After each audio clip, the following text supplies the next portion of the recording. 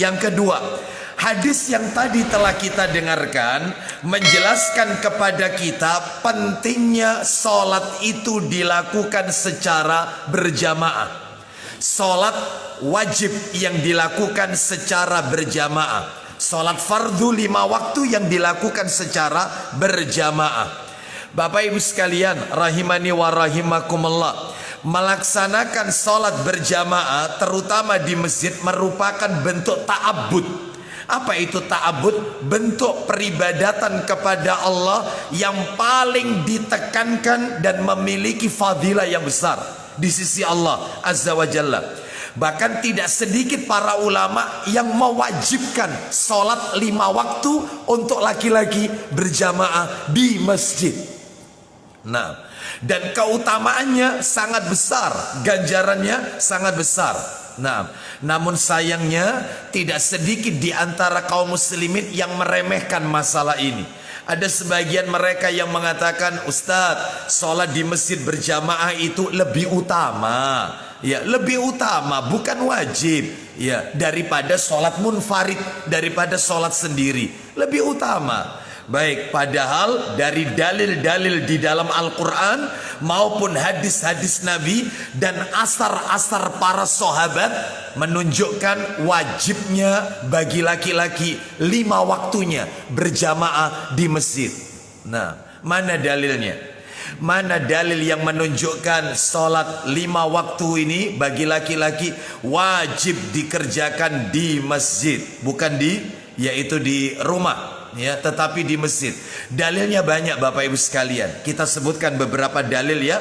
Di antaranya yang pertama, yaitu bahwasannya sholat berjamaah ini adalah perintah Allah Azza wa Jalla. Mana dalilnya?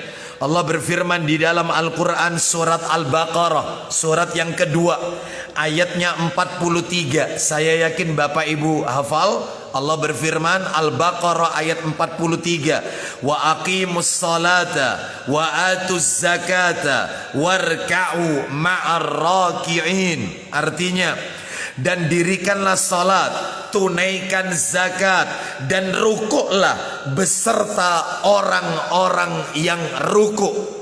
Kata para alim ulama, ayat ini menunjukkan dalil wajibnya sholat yang dikerjakan secara berjamaah, terutama di masjid. Bahkan kalau kita lihat, tolong Ustadz dibantu Abu Dawudnya, nomornya 551 Ustadz. Abu Dawud nomor 551. Kita dengarkan ya, di mana disebutkan di dalam yaitu riwayat Abu Dawud. Nomor hadisnya 551, lalu 552, ya. Silakan Ustaz. Iya, langsung terjemahnya. Dari Ibnu Abbas radhiyallahu anhu, dia berkata, Rasulullah sallallahu alaihi wasallam bersabda. Perhatikan ya, Nabi sallallahu alaihi wasallam bersabda, "Man sami'al munadiya falam yamna'hu min minattiba'ihi udhrun qalu wamal udhru qala khaufun aw maradun lam tuqbal minhu as-salatu allati shalla." Silakan. Barang siapa yang mendengar panggilan azan sementara tidak ada udhur yang menghalanginya untuk memenuhi panggilan azan tersebut. Siapa yang mendengarkan azan dan dia tidak punya alasan sehingga tidak menjawab atau tidak mendatangi panggilan azan tersebut, maka tidaklah diterima daripadanya sholat yang telah dikerjakannya. Maka tidak diterima sholat yang ia kerjakan di rumah itu. Lu bayangkan, tidak diterima. Sehingga dalam hal ini wajib yaitu di masjid secara berjamaah, kecuali terkondisikan beberapa waktu yang lalu, yaitu di mana pandemi masih menyelimuti, ya, sekalipun saat ini masih ada tapi landai, maka ya tetap artinya kita wajib menjaga protokol kesehatan, sekalipun ulil amri sudah memberikan kelonggaran kepada kita. Dan ini merupakan nikmat yang wajib kita syukuri. Yang sebelumnya kita sholat di rumah, maka Allah Subhanahu wa taala memberikan kesempatan kepada kita untuk berjamaah di masjid. Baik, Jadi ini di antara sekian banyak dalil. Tolong 552-nya Ustaz dibaca. 552 Abu Dawud, silakan. Dari Ibnu Ummi Maktum bahwasanya dia pernah bertanya kepada Nabi sallallahu alaihi wasallam. Maka dia berkata, "Wahai Rasulullah." Wahai Rasulullah. Ibnu Ummi Maktum radhiyallahu an, muadzinnya Rasulin. Beliau bertanya kepada Nabi. Apa pertanyaannya Ustaz? Sesungguhnya saya seorang laki-laki yang buta. Saya mau tanya kepada bapak-bapak terutama. Orang itu kalau buta, satu atau dua-duanya? Dua. Kalau satu? No, itu ya. Ya. Baik, namanya orang buta ya dua-duanya. Saya ini buta, satu. Yang kedua, Rumah jauh rumah saya jauh dari masjid. Lanjut. dan penuntun jalan saya tidak serasi dengan saya. Artinya saya mempunyai yaitu orang yang menuntunku tapi dia tidak membantuku. Tidak ada orang yang bisa menuntun aku ke masjid. Sudah matanya buta, rumahnya jauh dari masjid, tidak ada yang menuntun dia untuk pergi ke masjid. Dia minta rukhsah, minta dispensasi. Apakah boleh saya sholat di rumah? Lanjut.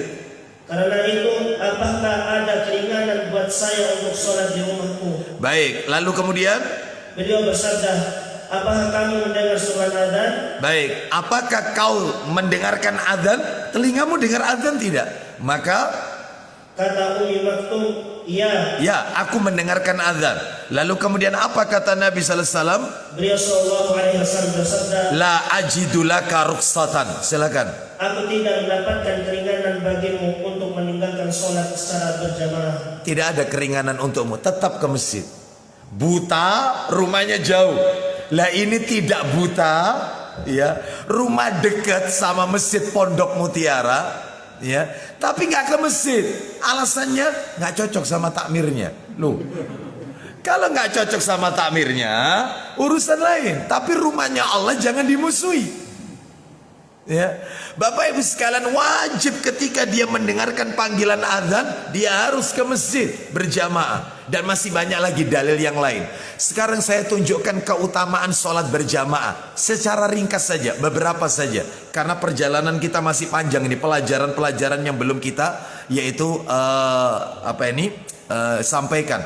Di antara keutamaan sholat berjamaah yaitu disebutkan di dalam hadis riwayatnya Abu Dawud, yaitu nomor 558. Abu Dawud 558. Naam.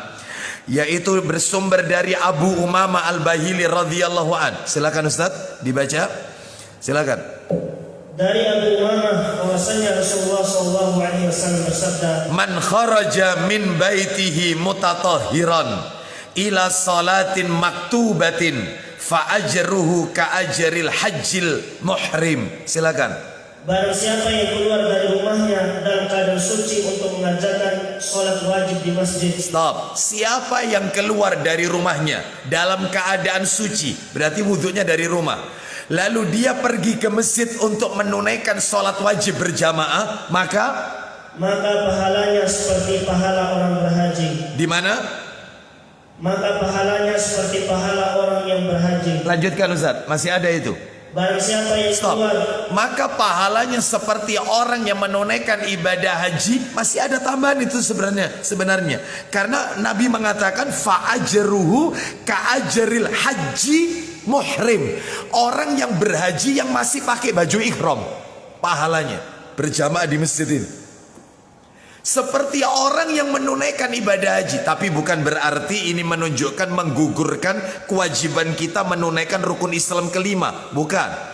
Ini hanya sekadar menunjukkan nilai pahala ganjaran yang sama seperti orang yang haji yang masih pakai baju ihram, sholat berjamaah di masjid ini. Masya Allah, besar pahalanya. Maka rugi orang yang tidak berjamaah di masjid. Baik, kita lanjutkan lagi dalil yang lain. Disebutkan yaitu di dalam kitab Sahih Targhib wa Tarhib. Nomornya 326. Saya yakin Bapak Ibu sering mendengar hadis ini ya. Dari Abu Hurairah radhiyallahu an, dia berkata, Nabi sallallahu alaihi wasallam bersabda, sab'atun yudhilluhumullahu fi dhillihi yauma la dhilla illa dhilluh. Ya, kata Nabi sallallahu alaihi wasallam ada 7 golongan. Silakan Ustaz dibaca. Dari mana hadisnya? Dari Abu Hurairah radhiyallahu an. 326. Nah, ada 7 golongan ya yang mendapatkan naungan dari Allah. Nah, tafadhal Ustaz. Dari Ada 7 golongan dari Abu Hurairah radhiyallahu anhu, dia berkata, ya, aku mendengar Rasulullah sallallahu alaihi wasallam bersabda, isinya ada 7 golongan orang yang akan dinaungi oleh Allah di bawah naungannya pada hari di mana tidak ada naungan kecuali naungannya. baik, ada 7 golongan manusia yang akan diberikan perlindungan naungan oleh Allah kelak di hari kiamat. Tidak ada naungan kecuali naungan Allah Azza wa Jalla kelak di hari kiamat. 7 orang yang dia tidak akan pernah terkena sengatan matahari, karena matahari itu didekatkan dengan kepala. Bahkan jaraknya yaitu kata Nabi qadra milun, yaitu sekitar 1 mil di atas kepala. Matahari saja ketika kita ada di dunia ini yang bermil-mil, bahkan berjuta-juta mil. Nah, ya, kita masih terasa panasnya kalau musim kemarau. Ini 1 mil di atas kepala, sehingga banyak orang yang tenggelam karena keringatnya sendiri. Ini ada orang yang diberikan naungan oleh Allah sehingga dia tidak terkena sengatan matahari nanti di hari kiamat. 7 orang. Salah satunya kata Nabi adalah warajulun qalbuhu mu'allaqun fil masajid. Silakan Ustaz. Dan seorang yang hatinya terikat dengan masjid. Nah, salah satunya itu ya, seseorang yang hatinya tergantung terikat di masjid. Kata Imam An-Nawawi rahimahullah, yang dimaksud dengan orang yang hatinya tergantung terikat dengan masjid bukan berarti orang yang terus-menerus duduk di masjid, bukan. Tetapi kata beliau di dalam kitab Syarah An-Nawawi, nah, oleh Imam An-Nawawi rahimahullah, maksudnya adalah yaitu sangat mencintai masjid dan senantiasa melaksanakan sholat berjamaah di masjid, yaitu maksudnya mu'allaqun fil masajid, hatinya tergantung dengan masjid. Mudah-mudahan kita termasuk orang-orang yang hati kita selalu terikat dengan masjid, rumah-rumah Allah Azza wa Jalla.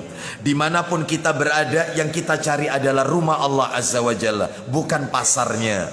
Ya, jadi tempat yang paling dibenci oleh Allah di muka bumi ini adalah aswaquha, pasarnya. Dan tempat yang paling dicintai oleh Allah di muka bumi ini adalah masjidnya. Baik. Lalu kemudian di antara keutamaan yang lain, yang terakhir yang bisa saya sampaikan ini, sekian banyak keutamaan orang itu kalau sholat berjamaah di masjid. Di antaranya silakan dibuka Sahih Targhib wa Tarhib, nomornya Ustadz, nomor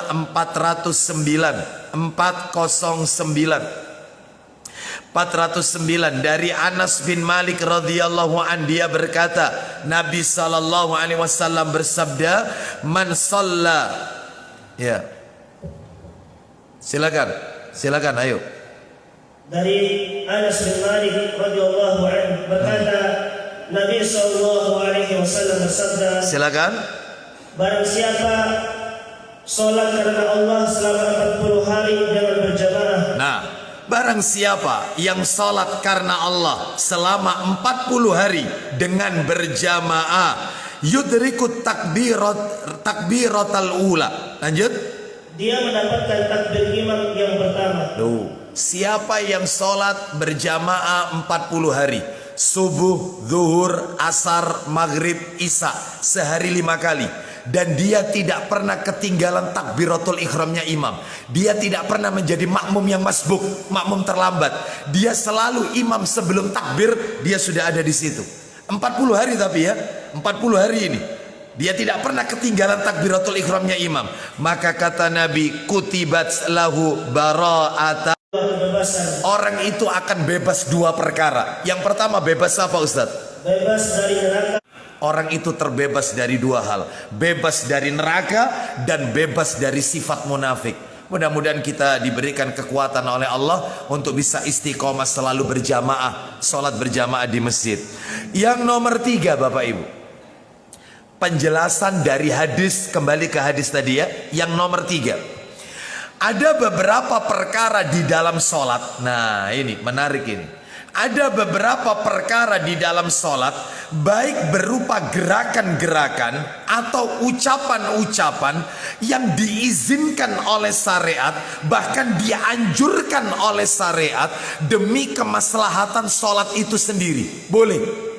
Jadi boleh ketika kita sholat melakukan gerakan-gerakan atau ucapan-ucapan yang kita lakukan ketika kita sholat, dan itu dibenarkan oleh syariat untuk kemaslahatan sholat kita yang kita lakukan. Contoh, ucapan-ucapan di luar ucapan kita ketika kita sholat yang boleh kita baca, di luar ucapan yang kita baca ketika sholat. Contoh, sholat bersin.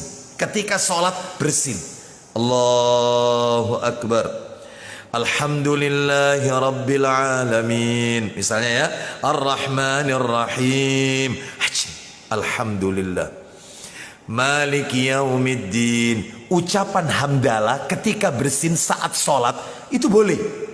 Yang tidak boleh itu yang mendengar lalu menjawab Yarhamukallah, batal, nggak boleh ya, nggak boleh. Ini ucapan yang boleh. Contoh lagi, gerakan. Contoh, kita sholat, ternyata ada orang yang melewati sholat kita, kita hadang. Nah ini kan gerakan di luar sholat. Boleh, boleh yang seperti ini. Contoh lagi yang seperti Nabi lakukan tadi. Ketika sholat, beliau melepas sandalnya, lalu meletakkannya sebelah kiri, dan beliau melanjutkan sholatnya. Ini gerakan di luar sholat, dan itu diperbolehkan untuk kemaslahatan sholat itu sendiri. Nggak apa-apa, diizinkan oleh syariat.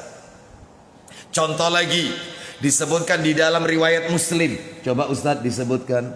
Ini Ustadz, sebentar saya carikan. Nomornya di dalam Sahih Muslim, ini cetakan terjemahan ya. Nomornya 2066, yaitu hadis yang menceritakan ketika sholat diganggu syaitan sehingga bacaannya kacau, lupa jumlah rakaat. Bapak Ibu sering sholat lupa jumlah rakaat? Nih silakan. Afwan. Iya, kita dengarkan 2066, ya, silakan baca. Dari Utsman bin Abi As radhiyallahu anhu, katanya datang pada Nabi sallallahu alaihi wasallam, lalu bertanya, apa perkataannya? Ya Rasulullah, ya, aku sering diganggu setan dalam sholat. Aku sering diganggu syaitan ketika sholat sehingga bacaanku menjadi kacau, katanya. Bacaanku kacau, aku lupa yaitu ayat yang aku baca, bahkan lupa jumlah rakaat dan seterusnya. Lanjut. Bagaimana itu? Solusinya bagaimana? Apa kata Nabi sallallahu alaihi wasallam? Silakan. Maka Rasulullah sallallahu alaihi wasallam bersabda, yang demikian itu memang gangguan setan yang dinamakan khinzab. Ya, yaitu setan khusus menggoda orang sholat. Ya, khinzab atau khinzab. Ya, terus lanjut. Karena itu bila engkau diganggunya, apabila kau sholat diganggu, bacaan kacau, lupa jumlah rakaat, maka segeralah memohon perlindungan kepada Allah dari godaannya. Stop, berarti baca ta'awud. A'udzubillahi minasyaitonirrajim. Terus sesudah itu meludah ke sebelah kirimu 3 kali. Loh, meludah ke arah kiri 3 kali. Ini gerakan di dalam sholat. Ya, gerakan di luar sholat maksud saya, yang boleh kita lakukan untuk kemaslahatan sholat itu sendiri. Jadi kalau kita sudah lupa jumlah rakaat, maka baca ta'awud. A'udzubillahi minasyaitonirrajim. Dibaca meludah ke arah kiri 3 kali. Sekedar aja, nggak pakai ya. Kasihan jamaah yang ada di samping ya, basah terus itu ya. Itu jadi nggak usah betul-betul meludah, itu bukan ya. Kasihan di samping basah terus, dia pasti tanya, kamu setiap sholat meludahi saya Ya, kenapa? Kata orang ini, iya saya ini diganggu setan, lupa jumlah rakaat. Setannya itu kayak apa? Kayak inti. Wah, ini repot ya. Gak kelar-kelar sholatnya nanti. Bapak Ibu sekalian rahimani wa rahimakumullah. Jadi ini menunjukkan kepada kita bahwasanya ada gerakan termasuk yang dilakukan Nabi tadi. Saya kasih dalil lagi.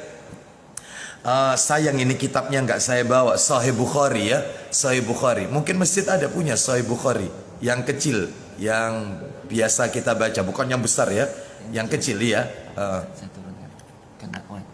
Oh baik, iya. Sahih Bukhari. Nah, nomornya 387 ya, 387. Itu ceritanya disebutkan. Betul. Iya. Coba Ustaz, nomor 387 Ustaz. Di mana pada saat itu Rasulullah SAW sedang tidak ada di tempat, sedang mendamaikan dua suku yang sedang bertikai. Lalu muadzinnya Rasul SAW berkata kepada Abu Bakar As-Siddiq radhiyallahu an, maukah anda menjadi imam bagi kami karena Rasul sedang tidak ada di tempat? Kalau kau berkenan maka akan aku kumandangkan iqamah. Katanya Abu Bakar, qomatlah, qomat. Ini Rasul masih hidup loh ini, Rasul masih hidup ini. Maka Abu Bakar pun yaitu menjadi imam. Tidak begitu lama Rasul masuk menerobos saf salat, sehingga Nabi berada di saf yang terdepan. Silakan Ustaz, 387 baca Ustaz. Dari mana di situ? Dari sahabat Sahal bin Sa'ad As-Sa'di radhiyallahu anhu, katanya bahwa Rasulullah SAW pergi ke Bani Amr bin Auf untuk memperdamaikan mereka. Lanjut. Ketika waktu sholat tiba, muadzin datang pada Abu Bakar dan berkata, apa kata muadzinnya? Maukah anda menjadi imam sholat bagi orang banyak? Lanjut. Saya akan membacakan qomat untuk itu. Lanjut. Jawab Abu Bakar, baiklah. Baiklah, terus? Maka sholatlah Abu Bakar. Rasulullah SAW pun datang ketika orang banyak sedang sholat. Nah, Nabi datang ketika orang sholat, ya, ketika mereka sedang sholat, dan Nabi menerobos. Ya, lanjut. Dan beliau terus masuk ke dalam shaf pertama. Baik, karena para sahabat merasa yaitu ada seseorang yang menerobos shafnya dan mereka tahu kalau itu Rasulullah, maka mereka menepukkan tangannya untuk memberi isyarat kepada Abu Bakar As-Siddiq bahwasanya Rasul sudah datang. Nah, untuk memberi isyarat, menepukkan tangannya. Sekali dua kali Abu Bakar tidak menghiraukan. Ternyata kok semakin banyak yang menepukkan tangan, maka Abu Bakar menoleh ke belakang. Sholat loh ini lagi sholat loh ini, menoleh ke belakang. Dan ternyata Rasul ada di belakang. Lalu Rasul memberikan isyarat jarinya untuk memberikan isyarat supaya Abu Bakar meneruskan sholatnya. Ya, meneruskan sholatnya karena Abu Bakar mau mundur. Namun akhirnya apa yang terjadi? Karena Abu Bakar melihat isyarat yaitu Nabi agar sholat diteruskan, maka Abu Bakar mengangkat kedua tangannya. Ini sholat Pak, sholat ini mengangkat kedua tangannya memuji Allah Azza wa Jalla. Bayangkan, tapi tetap Abu Bakar mundur ke belakang, lalu Rasul maju ke depan meneruskan sholat. Lanjut Ustaz, silakan. Gerakan dulu itu di luar sholat ini. Lanjut, silakan. Orang banyak menepuk tangan mereka, tetapi Abu Bakar tidak menoleh dalam sholatnya. Terus, ketika tepukan tangan tambah banyak, dia pun menoleh dan melihat Rasulullah SAW. menoleh ya, menoleh. Terus, lanjut. Nabi memberi isyarat kepadanya supaya dia tetap di tempatnya. Terus, lalu Abu Bakar mengangkat tangannya dan memuji Allah sehubungan dengan perintah Rasulullah SAW itu. ya memuji Allah karena dipercaya oleh Nabi SAW. Ya. Lalu kemudian Setelah itu Abu Bakar mundur ke dalam shaf pertama dan Rasulullah SAW maju ke depan menjadi imam sholat. baik, setelah selesai sholat yang ditegur pertama kali siapa Ustadz? Lanjut. Ketika setelah selesai sholat, Rasulullah SAW bertanya, Hai Abu Bakar, Hai Abu Bakar, kenapa anda ingin tetap di tempatmu?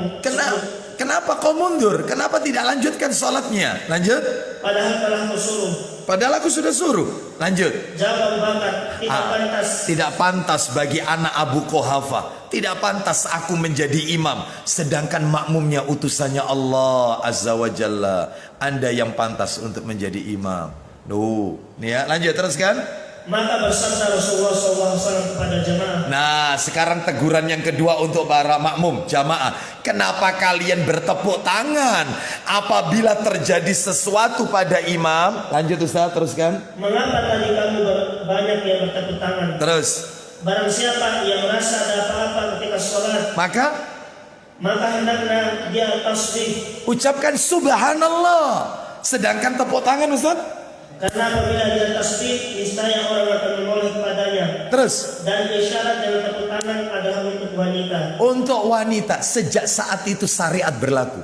Berarti telatnya Rasul ketika sholat itu membawa syariat. Yaitu kalau laki-laki mengingatkan imam, subhanallah. Kalau wanita menepukkan tangannya. Berarti terlambatnya Rasul ada hikmahnya. Tapi terlambatnya panjenengan.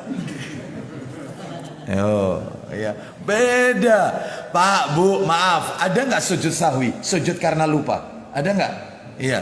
Itu kalau Rasul nggak pernah lupa sholatnya, maka nggak ada syariat sujud sahwi. Berarti lupanya Rasul ketika sholat ada syariat, tapi lupanya panjenengan beda. Ya, ini utusan Allah Azza wa Jalla. Baik, berarti intinya ada gerakan-gerakan di dalam sholat itu. Menggendong anak kecil, Rasul pernah menggendong yaitu cucunya Hasan Hussein. Pernah seperti itu. Pernah ketika sholat. Ya, jadi tapi kalau ada kepentingan loh Pak ya, ada kepentingan. Jangan nanti ketika sholat di Masjid Pondok Mutiara noleh ke kanan, ya, noleh kiri. Ketika ditanya temannya, kenapa sholat kok tolah-toleh? Sunnah Rasul ini jangan.